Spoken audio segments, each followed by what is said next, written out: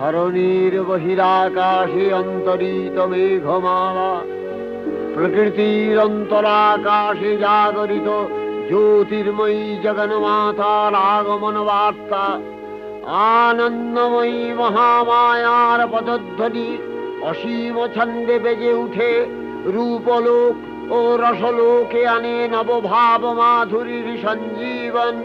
তাই আনন্দিতা শ্যামলী মাতৃকার চিন্ময়ীকে মৃন্ময়ীতে আবাহন। আজ চিৎশক্তি রূপিণী বিশ্বজননীর শারদশ্রী বিমণ্ডিতা প্রতিমা মন্দিরে মন্দিরে ধ্যান বোধিতা।